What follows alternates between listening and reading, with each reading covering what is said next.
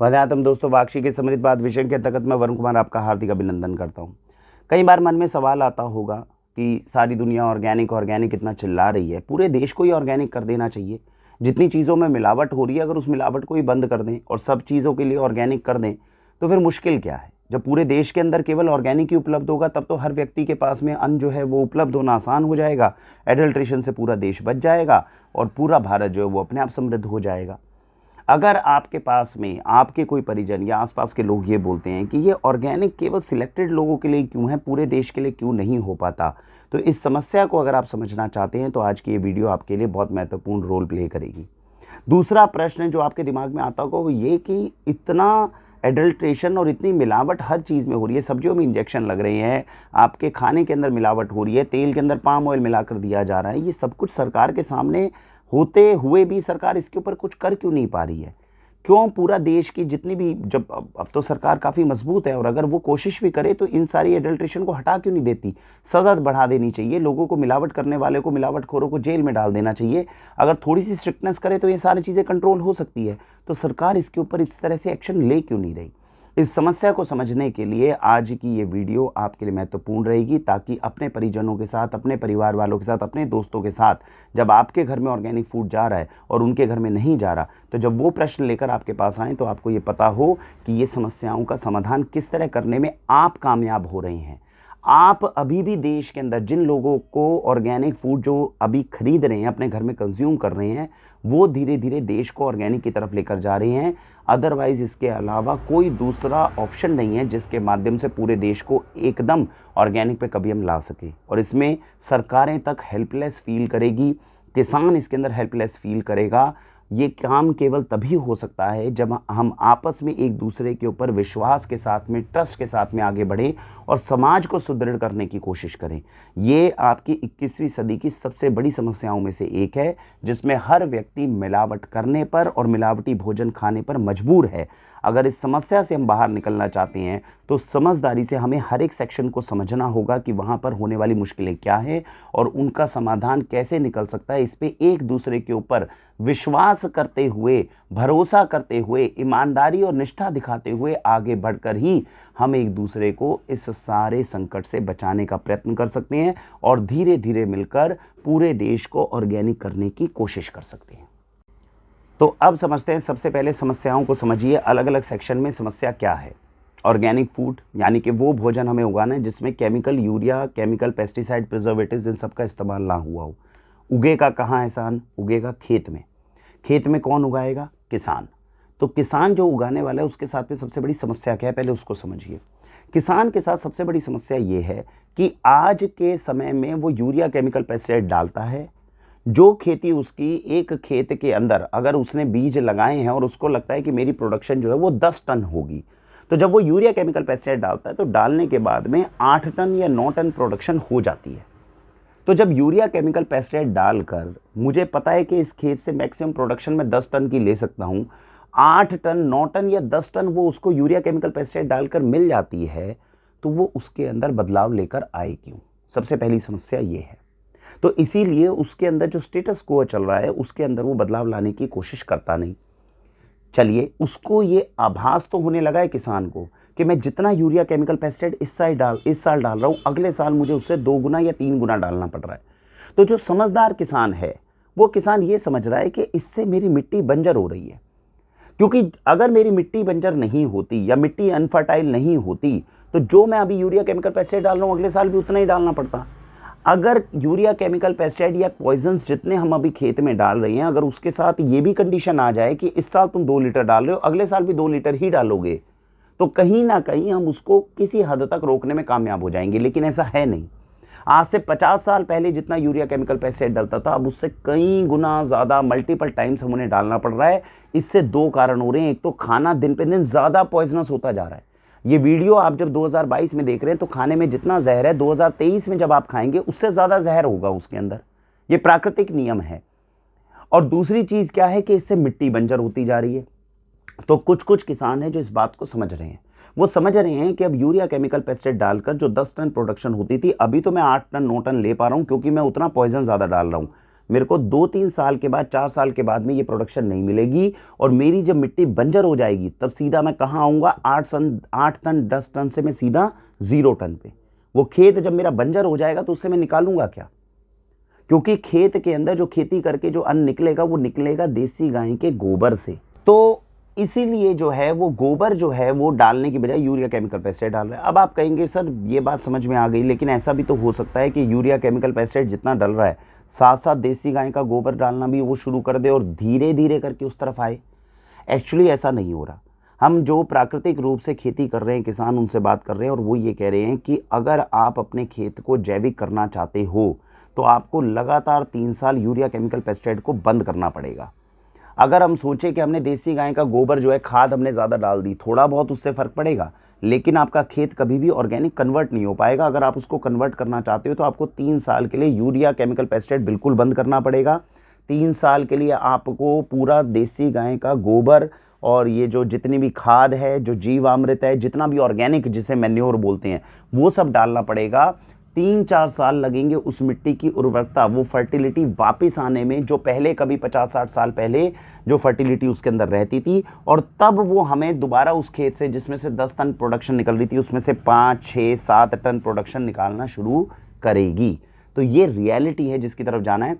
कोई भी खेत ऐसा करना तकरीबन नामुमकिन है जिसमें आप कहो कि यूरिया केमिकल पेस्टिसाइड भी डाल दूं, ऑर्गेनिक मैन्योर भी डाल दूं, वो ऑर्गेनिक की कैटेगरी में नहीं आएगा। तो पॉइजन तो डल ही रहा है। तो पॉइजन अगर डल रहा है तो आप उसको ऑर्गेनिक नहीं बोल पाओगे। आप धीरे धीरे करके कोशिश करो किसी तरह समस्या का समाधान निकालने में, लेकिन इवेंचुअली जो है वो आपको फिर यूरिया केमिकल पेस्टिसाइड और ज़्यादा डालने पड़ जाएगा। आप थोड़ी फर्टिलिटी हल्की सी उसकी बढ़ा लोगे, जिसकी ज़मीन जो है वो 5 साल में बंजर होनी थी उसकी 7-8 साल में बंजर हो रही है। इतना केवल फ़र्क कर पाओगे, इससे ज़्यादा अंतर नहीं आ पाएगा। तो इससे जो बाहर निकलने का समाधान है, जो किसानों का खुद का कहना है, जो ऑर्गेनिक खेती कर रहे हैं, वो ये है कि आपको 3 साल तक उस खेत के अंदर यूरिया केमिकल पेस्टिसाइड को बिल्कुल बंद करो। जो जितना भी ऑर्गेनिक मैन्योर है, जीवामृत है, जितना भी नेचुरल तरीके से उसको पोषण मिल सकता है वो दो। 3-4 साल उसके लिए एनवायरनमेंट क्रिएट करो अच्छा, तब जाके वो 4-5 साल के बाद में आपको वो प्रोडक्शन देनी, वो ज़मीन शुरू करेगी। अब समस्या आती है कोई भी किसान इसको करेगा कैसे।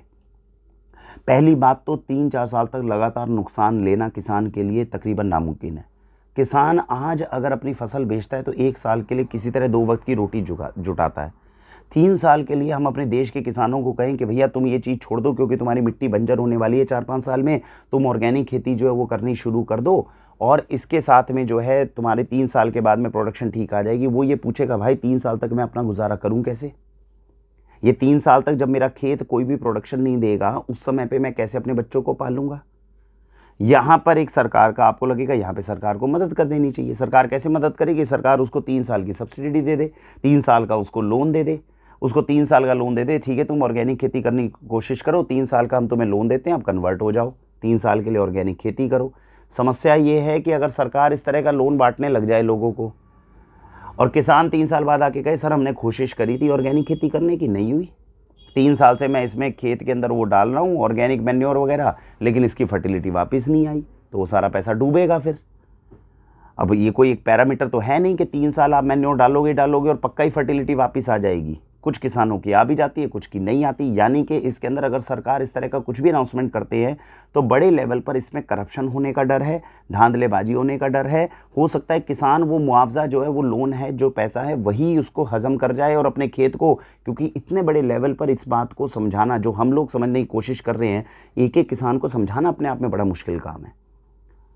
ये हो सकता है किसान तब समझे जब उसकी मिट्टी बिल्कुल बंजर हो जाए, जब उसको लगे कि भैया मेरी मिट्टी से तो कुछ निकल नहीं रहा, अब तो इसको ऑर्गेनिक ही करना पड़ेगा। और अगर उस समय पे किसान इसमें कन्वर्ट हुआ तो उसकी फर्टिलिटी ज़मीन की वापस लाने में 3 की जगह पे फिर 5-6 साल लग जाएंगे। तो ये एक समस्या है जहां जाके हर कोई व्यक्ति जो है वो फंस जाता है। अब इससे बाहर निकलने का तरीका क्या है? इससे बाहर निकलने का तरीका ये बैठता है, जैसे आप लोगों ने हमें जिम्मेदारी दी है, ऐसे कोई संगठन धीरे धीरे किसान को समझाना शुरू करें और जो ईमानदार लगे किसान, जो मेहनती लगे किसान, उनको आप सपोर्ट करना शुरू करें, हम ही लोग सपोर्ट करना शुरू करें। ये एक दायित्व है जो कल को वाक्षी के माध्यम से हम इसके लिए जागरूक है और हम ऐसा करने की भविष्य में कोशिश भी कर रहे हैं कि अगर ईश्वर ने हमें इतना सबल बनाया और हमें लगा कि अब हम किसान को अप्रोच कर सकते हैं, और वो अभी हम करना शुरू कर रहे हैं। अभी आपने देखा होगा 2022 में, 2017 में वाकशी आई, और 2022 में अब हमारे स्टोर का जितना सामान है वो बजाय कि कंपनियों से डायरेक्ट लेने पे हम किसान को ही डायरेक्ट अप्रोच करके कह रहे हैं कि तुम अपना करो, हम तुम्हें सपोर्ट करेंगे। तो हम किसान की पहचान कर रहे हैं, ये ईमानदार है, ये निष्ठावान है, इसको हम सपोर्ट करेंगे और ऑर्गेनिक प्रोड्यूस लाएंगे, ताकि इसको देखते हुए दूसरे किसान जो है धीरे धीरे इसमें आने लगे। और यही वो प्रक्रिया हुई है जिसको इतिहास के अंदर भी, जिस प्रक्रिया से रिजल्ट आने शुरू हुए, जब हमने 1965 में हरित क्रांति की तरफ, श्वेत क्रांति की तरफ हमने कदम उठाए थे, तब भी उसको केवल सरकार ने नहीं किया था। बहुत सारे सामाजिक संगठन थे जो साथ में बढ़ बढ़कर कोऑपरेटिव सोसाइटीज़ बना रहे थे। डॉक्टर क्यूरियन जो थे वो गए थे और गांव-गांव के अंदर उन्होंने जाके कोऑपरेटिव सोसाइटी बनाई थी। इंडिविजुअल लोगों ने संघर्ष करके जो है इसको किसी तरीके से एक अच्छी सोसाइटी का रूप देकर समाज को परिवर्तित करने में मदद की थी। तो ये आपको समझ में आया कि जो किसान है उसके लेवल पे क्या समस्या है और उसका समाधान निकालने के लिए क्यों हमें लगता है कि सरकार के द्वारा ये काम किया जाना बड़ा मुश्किल है। अगर सरकार करेगी तो बड़े लेवल पे करप्शन होने की चांस है। सरकार इसको इनिशिएट करने की कोशिश कर सकती है, लेकिन वो तभी मदद करने की कोशिश कर सकती है सरकार जब समाज में जागरूकता हो जाए और समाज का अलग अलग तबका इस चीज़ को समझते हुए आगे बढ़ने की कोशिश करे। तो सबसे पहली शुरुआत सामाजिक रूप से समाज के द्वारा होनी चाहिए, जिसको सपोर्ट पीछे से सरकार दे दे तो हम इस समस्या से बाहर निकल सकते हैं और किसानों को जागरूक करके ऑर्गेनिक खेती की तरफ आ सकते हैं। ऑर्गेनिक के साथ में एक सबसे इम्पोर्टेंट बात यह है कि उसके साथ जुड़ी हुई है ईमानदारी और निष्ठा। हम किसी भी समस्या का टेम्परेरी समाधान तो कर सकते हैं। अभी आप देख रहे हैं ऑर्गेनिक मॉल्स के अंदर भी मिल रहा है, सब कुछ मिल रहा है, लेकिन क्या वो एक्चुअल ऑर्गेनिक है, इस चीज़ की पुष्टि नहीं हो पा रही। वो क्वालिटी में अच्छा हो सकता है बहुत सारे, क्योंकि जैसे ही सरकार ने अगर कल को कह दिया कि ठीक है भैया ऑर्गेनिक प्रोड्यूस करो, ऑर्गेनिक खाओ, समस्या तो ये आएगी कि उस चीज़ के दाम तो 2 गुना हो जाएंगे, लेकिन वो चीज़ एग्जैक्टली ऑर्गेनिक है इसकी पुष्टि करें कैसे। और यहीं पे भ्रष्टाचार की सबसे बड़ी नींव पड़ जाती है। और इसमें केवल भारत नहीं, पूरी दुनिया के बड़े से बड़े सबल देश जो हैं वो फेल हुए हैं। यूरोप के अंदर 10 साल से एक विक्रेता जो था वो ऑर्गेनिक सामान बेच रहा था। जब पता चला कि भैया वो 10 साल हो गए हैं, गुजर गए हैं, अरे ये तो सामान ही ऑर्गेनिक नहीं है। 10 साल से एक फ्रॉड चल रहा था, वो ऊपर एजेंसीज को सबको पैसा खिला रहे थे। ऐसी ऐसी ये न्यूज़ जो है वो आती हैं। बड़ी बड़ी एजेंसीज जो अभी ऑर्गेनिक का काम कर रही हैं उनकी निष्ठा के ऊपर सवाल आके उनके ऊपर बैन हो जाता है। तो ये दूसरी समस्या है जिसके कारण जो है ऑर्गेनिक को लॉन्च करना इतना मुश्किल काम है। हर समाज के हर व्यक्ति को इसमें सम्मिलित होकर अपने बच्चों की सुरक्षा के लिए किसान डायरेक्ट फार्मर टू होम का कॉन्सेप्ट भी इसमें बीच में आ सकता है। किसान की डायरेक्ट पहचान करो, भैया तुम उगाओ हम लेंगे। जो 1 to 1 पर्सन की इंटरेक्शन है वो होनी इसके अंदर बेहद आवश्यक है, तभी बच्चों के लिए परमानेंट हम अच्छा अन्न जो है वो मुहैया करवा सकते हैं। टेम्परेरी सॉल्यूशन निकालने से समस्या का समाधान नहीं होगा, इस चीज़ को समझना है। तो ये रही किसान के हिस्से की समस्या जो मैंने आपको बताया, और क्यों इसके अंदर सरकार लॉन्च नहीं कर सकती। समाज के तरफ से पहले लॉन्चिंग होके सरकार की तरफ से सपोर्ट आना इसमें ज़रूरी है। अब आ जाते हैं, चीज़ किसान ने उगा दी, उगाने के बाद में रिटेलर्स के पास में, जैसे कि हम हो गए, वाकशी हो गई, या कोई दूसरा रिटेलर हो गया। भाई चीज़ जो है वो उपभोक्ता तक डायरेक्ट किसान का पहुंचाना तो मुश्किल है। क्यों? क्योंकि किसान जब 500 किलो या आपका एक खेत से 1000 किलो जो है आपका गन्ना उग गया, अब उस गन्ने से चलो उसने गुड़ भी बनवा दिया आपके लिए, अब वो गुड़ बांटने के लिए घर घर कैसे जाएगा? समस्या होगी। कोशिश क्या होगी? कोशिश ये है कि अगर पूरा का पूरा एक शहर जो है वो कह दे ठीक है भैया इस क्षेत्र से हम गन्ने को या गुड़ को उठाएंगे, वहाँ पे कोई एक मीडिएटर आ जाए और अच्छा ईमानदार मीडिएटर आपको गुड़ उपलब्ध करवा दे। वो मीडिएटर का काम ही तो रिटेलर और होलसेलर करते हैं। ऑर्गेनिक क्षेत्र में रिटेलर और होलसेलर्स का एग्जिस्ट करना ही तकरीबन नामुमकिन है। क्यों नामुमकिन है? पहली बात तो सबसे इंपॉर्टेंट ट्रस्ट और निष्ठा आ जाती है। भाई अब डायरेक्ट आपको किसान और खेत तो दिख नहीं रहा, आपको तो एक पैकेट के अंदर गुड़ दिख रहा है। अब हम ये कैसे विश्वास करें कि जो गुड़ हम दुगना पैसा देके ले रहे हैं वो एक्चुअल ऑर्गेनिक है कि नहीं? क्योंकि जो रिटेलर है, जो होलसेलर है, उसको हर दिन ये लालच है कि यार ये चीज़ मैं 140 की जो बेच रहा हूँ ये मैं 110 में या 120 में खरीद रहा हूँ, इसको खरीद तो मैं 40 में भी सकता हूँ, 50 में भी सकता हूँ और किसी को पता भी नहीं चलेगा। तो इस बात को आप समस्या को समझ रहे हैं कि जो गुड़ आपके पास में 140 से 160 रुपये, 180 रुपये किलो जा रहा है, उसकी ऑर्गेनिक जो विक्रेता है वो खरीद कर रहा है 120 से 130 रुपये के आसपास में, और उसको हर दिन ये लालच जो है वो हर रोज सुबह उसको निर्णय लेना पड़ेगा, क्योंकि यही गुड़ जो है वो 50 रुपये में कर सकता है, खरीद कर सकता है, उसकी 40 रुपये में खरीद कर सकता है। फर्क सिर्फ इतना है, एक ही चीज़ है जो उसको अलग करती है कि उसके अंदर डलने वाला यूरिया केमिकल पेस्टिसाइड जो है वो है या नहीं है। अब इतना विश्वास अपने पड़ोस की दुकान के व्यक्ति के ऊपर आपको करना होगा, जो भारत में कितने विक्रेताओं के ऊपर हम कर सकते हैं। आप कहेंगे नहीं, सरकार जो है नियम बना देगी, सरकार कड़े नियम बना देगी कि भैया ऑर्गेनिक के अंदर, स्टोर के अंदर ऑर्गेनिक प्रोड्यूस ही मिलना चाहिए, एक एक चीज़ की ट्रैकिंग हम करेंगे। ये अगर काम इतना आसान होता तो आज जो आपके पास में ये FSSAI लगकर आ रहा है मानक, जो हमने 50 साल पहले मानक बनाए थे कि कोई भी चीज़ मिलेगी वो MRP के हिसाब से और मैन्युफैक्चरिंग के हिसाब से और इन सब के हिसाब से बनेगी, तो उन मानकों के ऊपर ही पूरी खरी उतरती। वो फेल क्यों होते टेस्ट? वो फेल भी तो इसीलिए हो रहे हैं ना, क्योंकि निष्ठा के अंदर कमी आ रही है। जिसकी निष्ठा के अंदर कमी होगी वो किसी ना किसी तरह से उसके अंदर आंसर निकालेगा। तो कहीं ना कहीं इसके अंदर सरकार जो है मदद तो कर सकती है कि पीछे से स्ट्रिक्ट नियम बना दे ऑर्गेनिक स्टोर्स के लिए, आप ऐसे सामान ही करोगे, ऐसे ही करोगे और इस तरीके से ही काम होना चाहिए। लेकिन ये भी अपने आप में बेहद मुश्किल काम है। पहले आपको अपने पड़ोस में, जब तक सरकार की तरफ से ऐसे कड़े नियम नहीं आते, और कड़े नियम आना इतना आसान काम नहीं है, इसमें बहुत सारे करप्शन और गलत काम होने के बीच में से चांसेस लग जाएंगे। समाज के अंदर आप ही की कॉलोनी के अंदर कोई एक व्यक्ति होना चाहिए जो आपकी विश्वसनीयता के साथ में हो। इसका एक समाधान जो निकलता है वो ये है कि अगर आपके शहर के अंदर आप अपने पड़ोस के दुकानदार को, ये मैं पिछले 3-4 साल से बोल रहा हूँ, उसको आप ये जिम्मेदारी दो कि तुम ऑर्गेनिक चीज़ें लेकर आओ। आपको उस मीडिएटर के ऊपर, अपने मुखिया के ऊपर विश्वास है, वो किसानों से संपर्क कर रहा है, किसानों में चेक कर रहा है कि हाँ आप ईमानदारी से बढ़िया काम कर रहे हो। लेटेस्ट वीडियो हमने जो बनाई है उसके अंदर हमें खुद पता चला है कि खेत के अंदर जाकर पता चल जाएगा कि ऑर्गेनिक है कि नहीं है।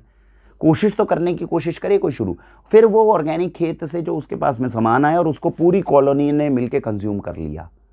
अगर इतनी भी जागरूकता आ जाए तो पूरे देश को ऑर्गेनिक बहुत कम रेट पे अच्छे से मिल सकता है। किसान से सीधा मीडिएटर, मीडिएटर से सीधा आपके पास। 3 लोगों की केवल ज़रूरत है इसमें। अगर केवल ये चीज़ 3 लोग कर लें तो इससे हमारे देश के अंदर जो है ऑर्गेनिक की मुहिम चलकर हम काफ़ी देशों में किसान को भी बचा सकते हैं, रिटेलर को भी बचा सकते हैं और उपभोक्ता को भी बचा सकते हैं। इन तीनों की लाइन का बनना ये अपने आप में बहुत मुश्किल काम है। तो इस मुश्किल काम को करने के लिए ही अपने को धीरे धीरे आगे बढ़ना पड़ेगा। तो ये रिटेलर के लेवल पे समस्या है। रिटेलर के लेवल पे एक और समस्या आती है, वो ये है कि आप लोग अगर ये वीडियो पूरी देख पा रहे हैं तो आप तो इस समस्या को समझ पा रहे हैं। ऐसे कितने लोग हैं जो इस समस्या को समझने के लिए रेडी हैं कि हाँ ये समस्या, इसका हमें सॉल्यूशन निकालना है। तो रिटेलर जो है अगर 100 लोगों को आज ये बताता है कि भैया इसकी समस्या को तो समझने की कोशिश करो, बच्चों के शरीर में जहर जा रहा है, तो 100 में से केवल 5 लोग ही इसको सुनना चाहते हैं और उसमें से शायद ही कोई एक है जो इसमें अमल करके दुगने पैसे देने के लिए भी राजी हो। इस बात को आप समझ लीजिए कि यूरिया केमिकल पेस्टिसाइड डालकर अगर 40 रुपए का या 45 रुपए का गुड़ निकल रहा है, ऑर्गेनिक खेती से भी 40 रुपए का या 45 रुपए का गुड़ निकलने लगेगा, ये तकरीबन नामुमकिन है। क्योंकि जैविक खेती करने के बाद जिस खेत में से 10 टन प्रोडक्शन निकल रही थी, आप बहुत अच्छा भी कर लोगे तो 7, 7.5 टन तक आ जाएगी, वो भी 4, 5, 6 साल के बाद। और उसके अंदर कुछ खर्चे ऑर्गेनिक खेती करने वाले के व्यक्ति के पास में ऐसे होते हैं जिनको वो अवॉइड नहीं कर सकता। सारी घासों को हाथ से निकालना, लेबर उसकी ओर बढ़ जाना, अकेले काम नहीं कर सकता। यूरिया केमिकल पेस्टिसाइड डालने वाला अकेला किसान ही पूरे खेत को संभाल सकता है, लेकिन जो जैविक खेती करने वाला है उसको कम से कम 3-4 लोगों की मदद चाहिए होगी उसको संभालने के लिए। तो कुछ कुछ चीज़ें ऐसी हैं जिसके कारण ऑर्गेनिक प्रोड्यूस का दाम हो सकता है दोनों के अंदर वेरिएशन कम हो जाए। यूरिया केमिकल पेस्टिसाइड के दाम बहुत ज़्यादा बढ़ जाएँ, कल को मिट्टी बंजर होने लग जाए, बहुत ज़्यादा जब केमिकल पेस्टिसाइड डलेगा तो उसके दाम जो है वो बहुत ज़्यादा बढ़ जाएंगे।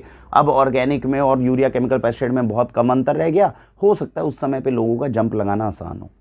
लेकिन मैंने बताया उस समय पे समस्या ये आएगी कि जितनी मिट्टी के अंदर यूरिया केमिकल पेस्टिसाइड जिसमें बहुत ज़्यादा डर रहा था, उसको वापस ऑर्गेनिक करने में उतने ही समय ज़्यादा लग जाएगा। और याद रखिएगा इस ट्रांजिशन के अंदर पूरा देश भुखमरी की चपेट में भी आ सकता है। इसीलिए धीरे धीरे समाज का जागरूक होना, इस ट्रांजिशन की तरफ आगे बढ़ना बहुत ज़रूरी है। तो एक ये चीज़ हो गई जिसके लिए हमें समझना है। तो रिटेलर्स के लेवल के ऊपर ये प्रॉब्लम आएगी कि विश्वसनीयता रिटेलर्स को अपनी बनाना, जिससे लोग उनके ऊपर विश्वास कर सकें और पूरी ईमानदारी से उनको अच्छी चीज़ें खिलाने की कोशिश करना, जिसमें आज वाक्षी किसी हद तक कामयाब हुई है। लेकिन ऐसे कितने रिटेलर्स जो हैं वो कामयाब हो पा रहे हैं, ये अपने आप में बात रहेगी और पूरे देश में इस तरह के रिटेलर्स का होना बहुत ज़रूरी है। तो रिटेलर्स के लेवल पे सबसे बड़ी समस्या है। तीसरी चीज़ आती है उपभोक्ता के लेवल पे। अब तीसरी समस्या है जो उपभोक्ता, जो कस्टमर है, जो ऑर्गेनिक चीज़ खा रहा है, उसके लिए समझिए कितनी मुश्किल चीज़ है। उसके लिए भी आसान काम नहीं है। पहली बात तो वो 100 रुपये की चीज़ के लिए 200 रुपये दाम देगा इस समय पे। अभी की प्रेजेंट सर्कमस्टेंसेस तो यही है कि ऑर्गेनिक कम से कम 2 से ढाई गुना रेट पर ही मिलेगा। तो पहली बात तो ये। दूसरी बात, कितनी भी कोशिश कर ले किसी चीज़ की पहचान करने की, अच्छा ये ओरिजिनल है कि नहीं है, आभास तो कराती है ओरिजिनल चीज़, लेकिन कहीं ना कहीं उसको रिटेलर के ऊपर विश्वास करना है। अब विश्वास करना है, आज अच्छा है रिटेलर, कल को अच्छा ना रहे तो कैसे पहचान करें? तो ये विश्वसनीयता का एक प्रश्न रहेगा, इसके ऊपर उसको दिक्कत आ सकती है। तीसरी इंपॉर्टेंट चीज उसके अंदर क्या आएगी कि अब वो चलो दुगना रेट देकर चीज खरीद के भी लेकर आया, तो अब उसका पुरानी चीज से टच खत्म हो चुका है। जैसे एग्जांपल देते हैं, 50 साल पहले जब वो व्यक्ति या उसकी माताजी मटर को छीलते थे बचपन में तो कीड़े निकलते थे। आज वो मटर जितनी बाजार से लेकर आ रहे हैं उसमें कीड़े नहीं निकल रहे। अब वो वापस जाके ऑर्गेनिक लेकर आएगा, ऑर्गेनिक में निकलेगा फिर से कीड़ा, परेशान हो जाएगा वो। क्योंकि उसको ये तो पता है मुझे अपने बच्चों को शुद्ध अन्न खिलाना है, लेकिन उसके अंदर जो चीज़ें उसके पास में आ रही है, किसी पे कीड़ा जल्दी निकल रहा है, ओरिजिनल चीज़ की पहचान तो हो रही है उसको, टेस्ट तो उसको अच्छा लग रहा है धीरे धीरे, लेकिन उसके साथ में हर चीज़ अलग तरीके से बिहेव करेगी। जब वो अलग तरीके से बिहेव करेगी तो उसको हर चीज़ पे शक होगा। तेल है, अगर ऑर्गेनिक तेल आप लगाओगे तो उसके अंदर कई बार थोड़े झाग बनेंगे, कई बार थोड़ा स्प्रिंकल करेगा, छींट मारेगा वो, कई बार एकदम काला धुआं ज़्यादा निकलेगा। तो उसको हर दिन जब वो नई चीज़ों को, जो आज से 50-60 साल पहले ओरिजिनल चीज़ उपयोग होती थी, प्योर दूध अगर भैंस का ले आया पी लेगा तो लूज मोशन लग जाएंगे। तो अब हम पिछले 50-60 साल में जो हमने एडल्ट्रेशन के युग में जिए हैं और इस वक्त भयंकर एडल्ट्रेशन के युग में है, प्योर चीज को समझने के लिए धैर्य चाहिए। ये काम सिखाएगा कौन, समझाएगा कौन? रिटेलर। तो रिटेलर का केवल ईमानदार होना नहीं, बुद्धिमान होना, नॉलेजेबल होना और निष्ठावान होना, ये बहुत जरूरी है। वही उसको, उपभोक्ता को धीरे धीरे समझाएगा, भैया ये चीज नेचुरली ऐसे बिहेव करती है, धैर्य रखो। और वो जो उपभोक्ता है बेचारा, उसका उसके ऊपर विश्वास करना भी जरूरी है कि हाँ भाई तुम ये चीज बता रही हो ये बिल्कुल सही है, मैं इसके ऊपर विश्वास करके आगे बढ़ता हूं। तो ऐसे कितने उपभोक्ता हैं हमारे देश में जिनसे हम आज 2022 में ये एक्सपेक्ट कर रहे हैं कि भैया तुम अपने रिटेलर पे इतना भरोसा कर लोगे। तो इसीलिए जो मैंने आपको ये समस्याएं बताई हैं, इसके कारण पूरे देश को ऑर्गेनिक करने में समस्या आती है।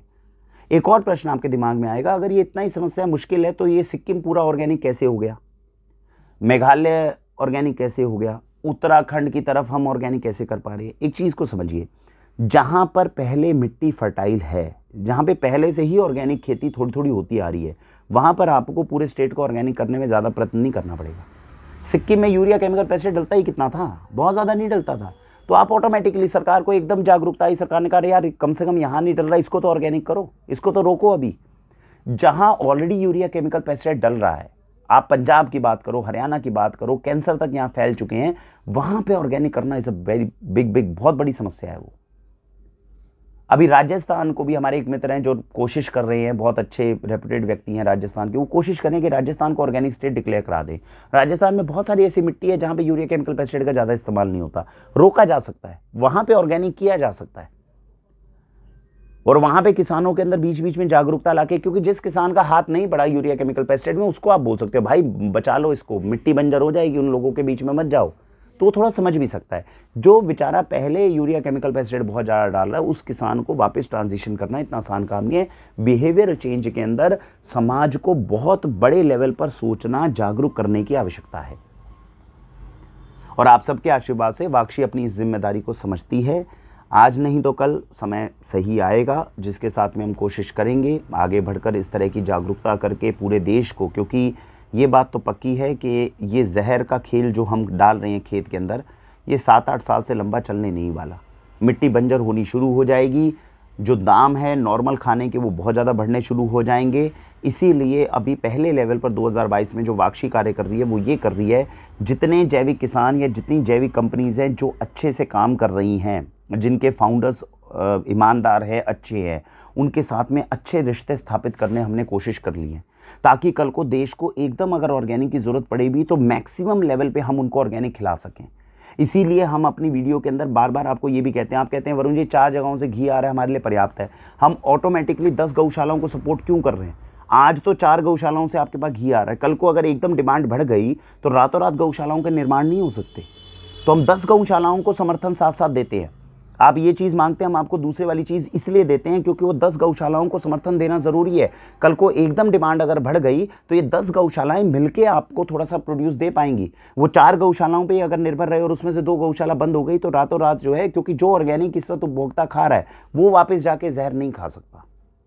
इसीलिए इतने बड़े लेवल पर इतने अलग अलग जगहों से संपर्क करके उनको दिन रात आप देख रहे हैं, अलग अलग खेतों को हम विजिट कर रहे हैं, अलग अलग किसानों को विजिट कर रहे हैं। वो इसलिए कर रहे हैं ताकि उनका दायरा बढ़ाते रहें। कल को अगर कोई समस्या किसी के साथ आ भी गई तो दूसरा व्यक्ति तुरंत तैयार हो, नहीं मैडम मैं खिला दूंगा आपको चीज़, कोई दिक्कत नहीं है। तो ये सारी चीज़ों के ऊपर जो है अभी समझदारी से कोशिश कर रही है वाक्षी करने की, लेकिन इस वीडियो के माध्यम से आपको कुछ कुछ मेजर समस्याओं का समझ में आ गया होगा, और इन सारे कारणों की वजह से ही ऑर्गेनिक के ऊपर आसानी से शिफ्ट करना बड़ा मुश्किल है। ईश्वर का आशीर्वाद है कि हमारे माध्यम से हम आप हम पे भरोसा कर पा रहे हैं, हम किसान पे भरोसा कर पा रहे हैं। तो पिछले 5 साल में आज 90% से ज़्यादा उत्पाद हमारे स्टोर में ऐसे हैं जिसको खाने के बाद में इंसान पहचान लेता है कि नहीं भैया अच्छी चीज़ आ रही है मेरे पास में। वरना वो वही वाला खेल होता है जो मैंने आपको बताया था, यूरोप के अंदर 10 साल तक कोई व्यक्ति ऑर्गेनिक के नाम पे कुछ कर रहा है और बाद में जाके फेल हो जाए चीज़ें। तो ये सारी चीज़ों के ऊपर हम कोशिश इसीलिए कर रहे हैं ताकि एक बैलेंस क्रिएट करने में, एक जो है बीच में एक संतुलन क्रिएट करने में कामयाब हो जाएं, जिससे उपभोक्ता के लिए भी विश्वास करना आसान हो, किसान के लिए विश्वास करना आसान हो, हर व्यक्ति जो है जो उसके जीवन शैली के लिए, जीवित रहने के लिए जो मिनिमम संसाधन है उसके साथ में बढ़ते हुए पूरे के पूरे समाज को आगे एक साथ लेके जाने की कोशिश करे। इस भूमिका के अंदर आपका आना भी बहुत ज़रूरी है, हमारा आना भी बहुत ज़रूरी है, और किसान को भी अपनी जिम्मेदारी को समझना बहुत ज़रूरी है। अगर हम इन चीज़ों को करने में कामयाब हो गए तभी हम कहीं ना कहीं अपने परिवारों को बचा पाएंगे। किसान को समझना होगा जो अन्न मैं उगा रहा हूँ वो कोई व्यक्ति खाने वाला है, और ये मेरी मोरल ड्यूटी है कि उसमें जहर का एक अंश भी ना डले। रिटेलर को समझना होगा कि जो अन्न मैं किसी को खिला रहा हूँ उसका एक एक दाना शुद्ध होना बहुत ज़रूरी है, तभी उसके एग्जिस्टेंस का फ़ायदा, नहीं तो उसका कोई फ़ायदा नहीं है। और उपभोक्ता को भी ये समझना होगा कि जो किसान है वो अन्नदाता है, किसान को किसान की रिस्पेक्ट मिले, उपभोक्ता ये बात समझे कि हमारे बच्चों तक अमृत पहुंच रहा है और ये बहुत बड़ी चीज़ है। इसको केवल पैसे की तुला पे अपन लोगों को नहीं तोलना चाहिए। अगर हम अफोर्ड कर सकते तो हमें ऑर्गेनिक खाना चाहिए, क्योंकि ऑर्गेनिक हमारे खाने की वजह से कोई गौशाला या कोई किसान वहाँ पर समृद्धि जो है सीधी पहुँच रही है। और इस पूरे खेल के अंदर यूजली 3 लोगों की ही आवश्यकता है, और होनी भी यही चाहिए, जिस तरह हमारे देश में और हमने इतिहास में ऐसे ऐसे काम करके दिखाए हैं। इतिहास में पंचायती राज का जब हमारे कॉन्स्टिट्यूशन के अंदर मामला आया था जिसमें पंचायत तक को हमने स्ट्रॉन्ग किया था, वो इसी कॉन्सेप्ट के थ्रू हुआ था। मैंने आपको ग्रीन रेवोल्यूशन और जो वाइट रेवोल्यूशन का एग्जांपल दिया है वो हुआ है। तो भारतीय इतिहास बहुत एनरिच रहा है जिसमें संगठनों के माध्यम से ऐसे ऐसे काम पहले बहुत अच्छे किए गए हैं कि 21वीं सदी का जो संगठन है वो इस दिशा की तरफ जब आगे बढ़ने शुरू हो जाएंगे तो कहीं ना कहीं समाधान निकलना शुरू हो जाएगा, ऐसी हमारी उम्मीद है। इसी के साथ भारत वंदे मातरम।